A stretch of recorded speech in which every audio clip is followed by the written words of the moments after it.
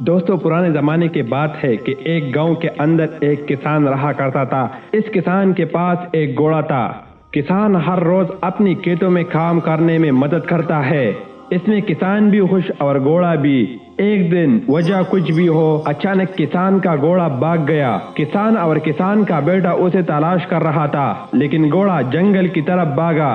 لیکن وہ دونوں مایوس ہو کر گھر واپس آ جاتی ہے تو کسان کا بھائی آیا اور کہا، ہمیں یہ سن کر بہت افسوس ہوا، یہ آپ کے ساتھ بہت برا ہوا کہ تمہارا گھوڑا گم گیا۔ لیکن کسان نے جواب دیا، یہ تو اللہ ہی جانتا ہے کہ اچھا ہوا یا برا ہوا۔ کسان کا بھائی الجھن میں تھا، لیکن اسے نظر انداز کرنے کا فیصلہ کیا۔ کچھ ہفتے گزر گئے اور پھر ایک دوپہر جب کسان باہر کام کر رہا تھا، اس نے اوپر دیکھا اور دیکھا کہ اس کا گھوڑا اس کی طرف دوڑ رہی ہے، لیکن گھوڑا اکیلا نہیں تھا۔ دوستو، گھوڑے کے ساتھ ایک جنگلی گھوڑی بھی اس کی طرف لوٹ رہا تھا۔ چنانچہ اب کسان کے پاس اپنے کھیت میں کام کرنے کے لیے 2 گھوڑے تھے۔ کسان کا بھائی کسان کو مبارکباد دینے آیا اور کہا، واہ کیا قسمت پائی آپ نے، آپ کے ایک گھوڑے گیا اور 2 آ گئے، یہ تو تمہارے ساتھ بہت ہی اچھا ہوا۔ لیکن کسان نے جواب دیا، یہ تو اللہ ہی جانتا ہے کہ اچھا ہوا یا برا ہوا۔ کچھ ہفتوں کے بعد کسان کا بیٹا اپنی باپ سے کھیت میں کام کرنے کے لیے آیا۔ گھوڑے میں قابو کرنے کی کوشش کے دوران کسان کا بیٹا گر گیا اور گرنے کی وجہ سے اس کی ٹانگ ٹوٹ جاتی ہے۔ لیکن کسان کا بھائی پتہ چلتا ہے کسان کے بیٹے ٹانگ ٹوٹ گئی ہے۔ کسان کے پاس پھر سے آتی ہے اور کسان سے کہتی ہے کہ یار یہ تو بہت برا ہوا جیسا کہ اس نے پہلی بار کیا۔ کسان نے جواب دیا، یہ تو اللہ ہی جانتا ہے کہ اچھا ہوا یا برا ہوا۔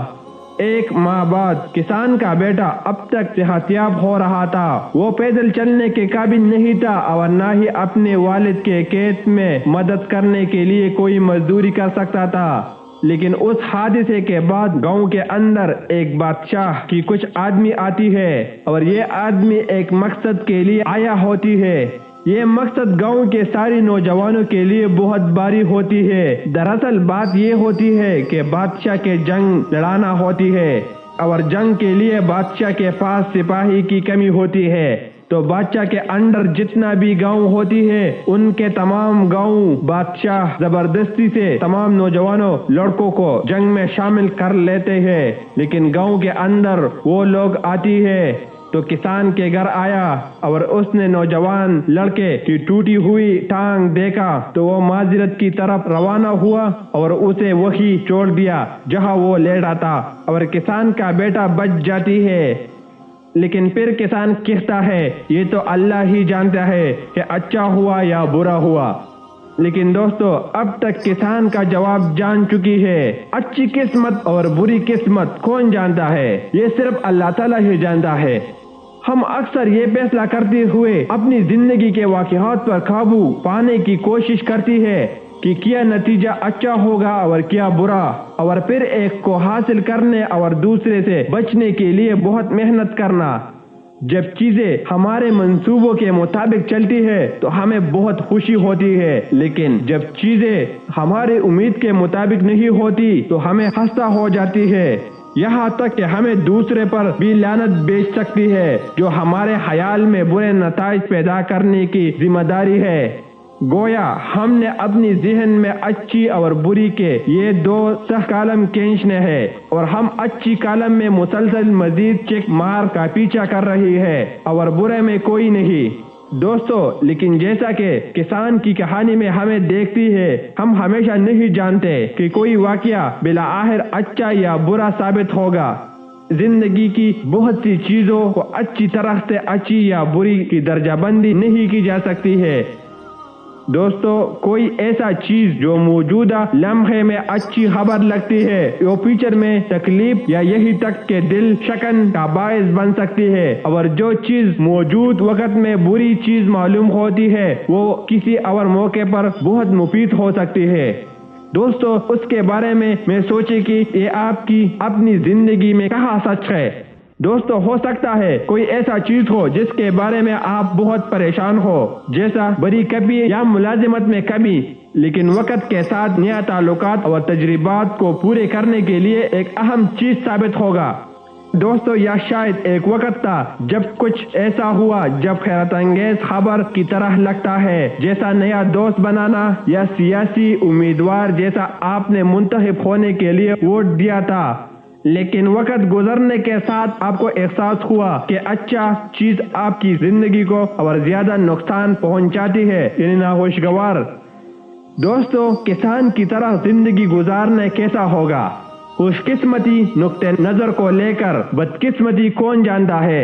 ہم آہنگی کے گہرے احساس کی اجازت دیتی ہے۔ مراقبہ کی روایت میں یہ خوشی کی اعلیٰ ترین شکلوں میں سے ایک سمجھا جاتی ہے جس کا ہم تجربہ کر سکتے ہیں، کیونکہ ہم اپنی لمحیات کو مسلسل نہیں لڑ رہا ہے۔ دوستو ہم آہنگی کا مطلب یہ ہے کہ ہم زندگی کو پرسکون اور سخت مزاج کے ساتھ دیکھتی ہے، یہاں تک کہ مشکل حالات میں بھی۔ دوستو اس کا مطلب یہ نہیں ہے کہ ہم اپنی ذاتی یا اجتماعی زندگی میں حقیقی مشکلات سے بے حس ہو جاتی ہے، اور یقینی طور پر اس کا مطلب یہ نہیں ہے کہ ہم ناانصافی کو غیر معقول اور غیر فاعل طور پر اس امید پر قبول کرتا ہے کہ ایک دن اس کے اچھی نتائج نکالے گا۔